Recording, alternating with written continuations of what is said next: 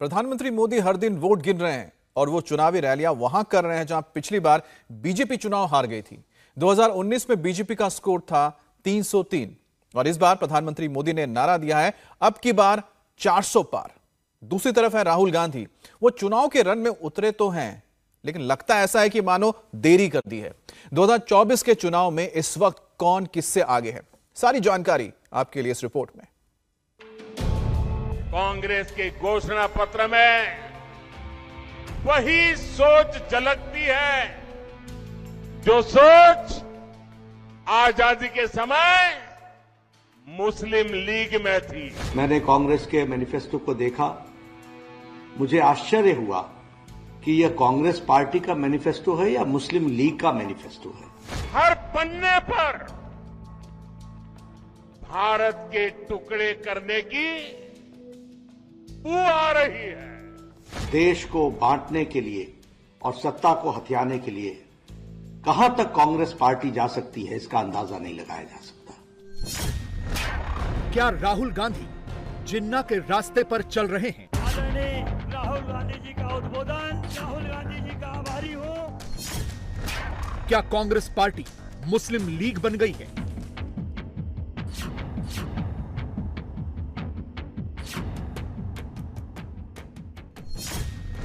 क्या राहुल को सिर्फ मुसलमानों की फिक्र सता रही है?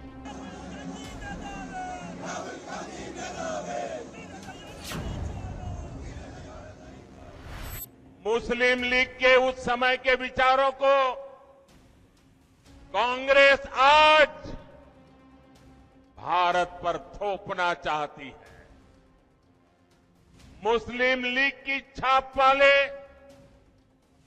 इस घोषणा पत्र में जो बचा खुचा हिस्सा था उसमें वामपंथी लेफ्टिस्ट हावी हो गए हैं। आज की कांग्रेस के पास सबसे पहले नरेंद्र मोदी बोले, फिर जेपी नड्डा बोलने लगे, आगे योगी आदित्यनाथ भी बोलेंगे, अमित शाह भी बोलेंगे। धीरे धीरे पूरी बीजेपी बोलने लगेगी, उसके बाद सब बोलने लगेंगे। ठेके पर दे चुकी है। मोदी ने जो नैरेटिव दिया है और नड्डा जिस नैरेटिव को आगे बढ़ा रहे हैं, उसके पीछे का थॉट क्या है?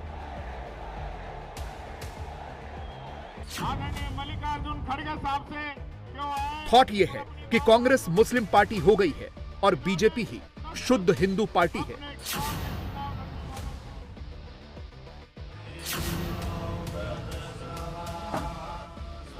इसी थॉट का पैरेलल थॉट यह है कि नरेंद्र मोदी संपूर्ण सनातन के नेता हैं और राहुल गांधी सिर्फ मुसलमानों की फिक्र करने वाले नेता हैं। यह थॉट आया कहां से? बीजेपी ने यह थॉट निकाला है कांग्रेस के घोषणा पत्र से। कांग्रेस ने 48 पेज का मैनिफेस्टो निकाला तो मोदी ने उसी में अपने लिए जीत का मंत्र खोज लिया। मोदी कहते हैं कि कांग्रेस के मैनिफेस्टो के हर पन्ने पर देश बांटने वाली बातें हैं। मोदी कहते हैं कि कांग्रेस उसी रास्ते पर चल रही है जिस रास्ते पर चलकर मुस्लिम लीग और मोहम्मद अली जिन्ना ने 1947 में देश का बंटवारा कराया था। कभी जिस कांग्रेस ने आजादी की लड़ाई लड़ी थी और कैसे बड़े बड़े दिग्गज कांग्रेस के साथ जुड़े हुए थे, महात्मा गांधी का नाम जुड़ा हुआ था, लेकिन आज देश एक स्वर से कह रहा है आजादी की लड़ाई लड़ने वाली वो कांग्रेस तो दशकों पहले ही समाप्त हो चुकी है।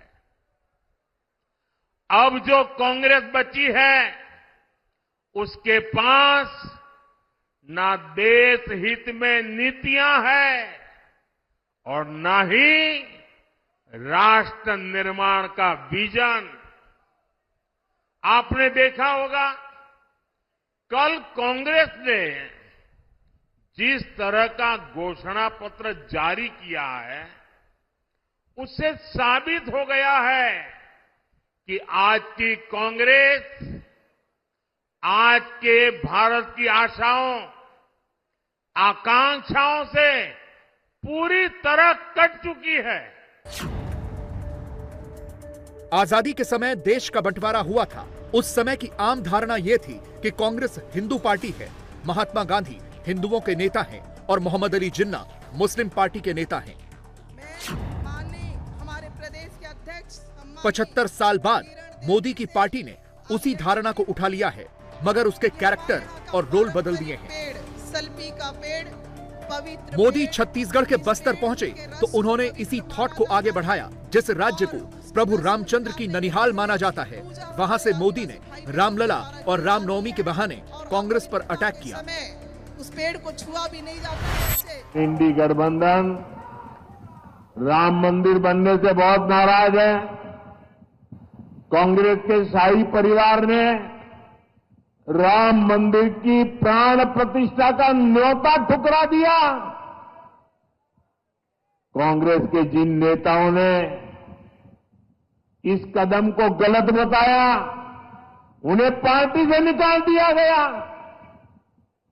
और एकाध दो अगर वहां पहुंच गए प्राण प्रतिष्ठा में, प्रभु राम के चरणों में सर झुकाया, तो उनको 6 साल के लिए पार्टी से निकाल दिया। ये दिखाता है कि कांग्रेस तुष्टीकरण के लिए किसी भी हद को पार कर सकती है। कांग्रेस ने जो घोषणा पत्र बनाया है, उसमें भी मुस्लिम लीग की छाप है। क्या मोदी जो कह रहे हैं वही संपूर्ण सत्य है? चलिए कांग्रेस के मैनिफेस्टो को पढ़कर देखते हैं। कांग्रेस की मुस्लिम लीग वाली पॉलिटिक्स और बीजेपी के नैरेटिव का रियलिटी टेस्ट करते हैं। 48 पेज के घोषणा पत्र में कांग्रेस ने एक बार भी मुस्लिम या मुसलमान नहीं लिखा है। कांग्रेस ने घोषणा पत्र में एक बार भी इस्लाम नहीं लिखा है। लेकिन कांग्रेस के घोषणा पत्र में 15 बार अल्पसंख्यक शब्द का जिक्र है। कांग्रेस के घोषणा पत्र का एक पूरा चैप्टर अल्पसंख्यकों के लिए डेडिकेटेड है। कांग्रेस के मैनिफेस्टो के इस चैप्टर में क्या क्या है, ये भी बताते हैं। कांग्रेस ने वादा किया है कि उसकी सरकार बनी तो अल्पसंख्यकों को कपड़े, भोजन, भाषा और व्यक्तिगत कानूनों की आजादी मिलेगी। शिक्षा, स्वास्थ्य, नौकरी और सरकारी ठेके देने में अल्पसंख्यकों के साथ किसी भी तरह का भेदभाव नहीं किया जाएगा। कांग्रेस का यह भी वादा है कि उसकी सरकार बनी तो बैंक बिना किसी भेदभाव के अल्पसंख्यकों को कर्ज देंगे। विदेश में पढ़ने के लिए मौलाना आजाद स्कॉलरशिप योजना बहाल की जाएगी और स्कॉलरशिप की तादाद भी बढ़ाई जाएगी। कांग्रेस के मैनिफेस्टो के एक एक शब्द को बीजेपी माइक्रोस्कोप लगाकर पढ़ रही है। मैनिफेस्टो के पेज नंबर 8 पर पॉइंट 7 को सरसरी तौर पर पढ़ेंगे तो ज्यादा कुछ समझ में नहीं आएगा, लेकिन बीजेपी की नजर से देखेंगे तो इसमें बहुत कुछ दिखेगा। बीजेपी की नजर में व्यक्तिगत कानून की आजादी का मतलब मुस्लिम पर्सनल लॉ से है। भोजन की आजादी का मतलब बीफ खाने खिलाने की परमिशन है। अल्पसंख्यकों को भाषा की आजादी देने का मतलब उर्दू को तरजीह देना है। सरकारी ठेके देने में भेदभाव खत्म करने का जिक्र मुसलमानों को ठेके देने में प्रायोरिटी देने के लिए किया गया है। और सरकारी बैंकों से अल्पसंख्यकों को कर्ज देने का मतलब मुसलमानों को फर्स्ट राइट देने से है। जिस तरीके से धर्म के आधार पर आरक्षण की बात हो रही है और जो 50% से अधिक आरक्षण की बात है, वो किसके लिए आरक्षण करने की बात कर रही है? कांग्रेस पार्टी को यह स्पष्ट करना पड़ेगा। और मैं ये भी कहना चाहता हूं, देश भूल न जाए, यूपीए की सरकार में इन्होंने एक ऐसा कानून बहुसंख्यक समाज के खिलाफ बनाया था जो पार्लियामेंट से पास नहीं हो सका, लेकिन कांग्रेस पार्टी की मंशा साफ हुई थी। ये मेजॉरिटिज्म के खिलाफ जिस तरीके की रणनीति और राजनीति कर रहे हैं और तुष्टीकरण की राजनीति कर रहे हैं, देश ने इनको माफ नहीं किया है और आगे भी माफ नहीं करेगी। ये चाहते हैं कि देश फट जाए, लेकिन इनकी सत्ता की भूख समाप्त न हो। मैं यहां यह भी कहना चाहता हूं, मुझे राहुल गांधी जवाब दे कि वायनाड में नामांकन पत्र में के जुलूस में कांग्रेस पार्टी के झंडे क्यों गायब हो गए? ये तुष्टीकरण की राजनीति कहां तक जाएगी? 400 सीट के लिए बीजेपी ने नया तरीका शुरू किया है। कांग्रेस गारंटी गिना रही है। कांग्रेस 5 न्याय को डिटेल में समझा रही है। मगर बीजेपी मुस्लिम मुस्लिम गिना रही है। बीजेपी ये इंश्योर कर देना चाहती है कि कांग्रेस के माथे पर मुसलमान परस्त पार्टी होने का गोदना गुज जाए।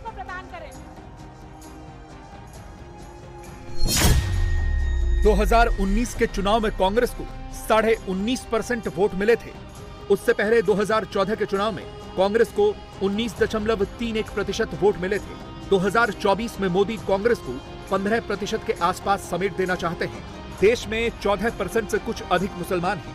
बीजेपी ये कह सकती है कि कांग्रेस को सिर्फ मुसलमान वोट देते हैं। बीजेपी को यह लग गया है कि संपूर्ण हिंदू वोट को एकजुट किए बिना 400 सीट जीतना मुमकिन नहीं है। संपूर्ण हिंदू वोट तभी मिलेगा जब कांग्रेस के साथ मुस्लिम वाला टैग अटैच हो जाए। आप इनके बयान देख लीजिए। इंडी गठबंधन वाले सनातन धर्म को समाप्त करने की बात करते हैं। इंडी गठबंधन वाले भारत के एक और विभाजन करने की बात करते हैं। कांग्रेस पार्टी के नेता खुलेआम बयान दे रहे हैं कि वो दक्षिण भारत को अलग कर देंगे। 2 दिन पहले कांग्रेस ने जो अपना घोषणा पत्र जारी किया है उसमें भी मुस्लिम लीग के विचारों की छाप है। कांग्रेस ने घोषणा पत्र नहीं तुष्टीकरण पत्र जारी किया है। कांग्रेस मुसलमानों की पार्टी है। बीजेपी से भी पहले यह बात खुद कांग्रेस के नेताओं ने ही जनता को बताई।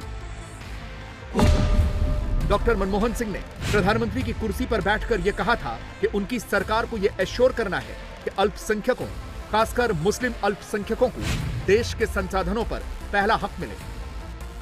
To ensure that minorities, particularly the Muslim minority, are empowered to share equitably in the fruits of development. Congress की दिक्कत यह है कि उसके नेता बीजेपी की लाइन और लेंथ को मैच ही नहीं कर पा रहे हैं। कांग्रेस अध्यक्ष मल्लिकार्जुन खड़गे ने एक ट्वीट करके छुट्टी पा ली। कांग्रेस के 1 या 2 प्रवक्ता कैमरे पर आकर मुस्लिम लीग वाली बात का खंडन जरूर कर रहे हैं, लेकिन ये काफी नहीं है। As far as Wayanad is concerned, or as far as any other state of India is concerned, why do you think the Prime Minister is using this language? Or why do you think Mr. Nadda is making all those silly allegations? Because Mr. Nadda sees a looming and a largely looming defeat. The reality is, our internal surveys and BJP's internal surveys are bang on. 180 is what they are at, and that tally is dwindling. And anything else that they are saying is basically distracting from the issues that really matter. Narendra Modi और राहुल गांधी आज दोनों नेता एक ही समय rally कर रहे थे। दोनों ही अपनी अपनी पार्टी के पीएम कैंडिडेट, दोनों आदिवासी इलाकों में थे। मोदी जिस वक्त छत्तीसगढ़ के बस्तर में रैली कर रहे थे, ठीक उसी वक्त राहुल गांधी मध्य प्रदेश के सिवनी में थे। बस्तर और सिवनी दोनों इलाके एक समय कांग्रेस के लिए फर्टाइल जमीन थे। मगर आज का फर्क देखिए। किसी भी नैरेटिव में फंसने की जरूरत नहीं है। 10 मिनट मोदी को और 10 मिनट राहुल को सुनने से ही पता चल जाता है कि कौन बनेगा प्रधानमंत्री। दोनों नेताओं में कोई मैच ही नहीं है। कांग्रेस पार्टी आपको आदिवासी कहती है और बीजेपी, प्रधानमंत्री जी, अमित शाह जी, आरएसएस के लोग आपको वनवासी कहते हैं। 10 साल सत्ता में रहने के बाद भी मोदी जबरदस्त ऑफेंसिव है और राहुल गांधी ढंग से डिफेंस भी नहीं कर पा रहे। कांग्रेस पार्टी आपको आदिवासी कहती है और बीजेपी, प्रधानमंत्री जी, अमित शाह जी, आरएसएस के लोग आपको वनवासी कहते हैं। सुना होगा आपने, सुना है? तो इन शब्दों के पीछे 2 अलग अलग विचारधाराएं हैं। आदिवासी शब्द का मतलब वो लोग जो इस देश के, इस जमीन के पहले मालिक थे। मतलब आदिवासी का मतलब, अगर आप पहले मालिक थे तो जमीन पर, जल पर, जंगल पर, देश के धन पर आपका हक बनता है।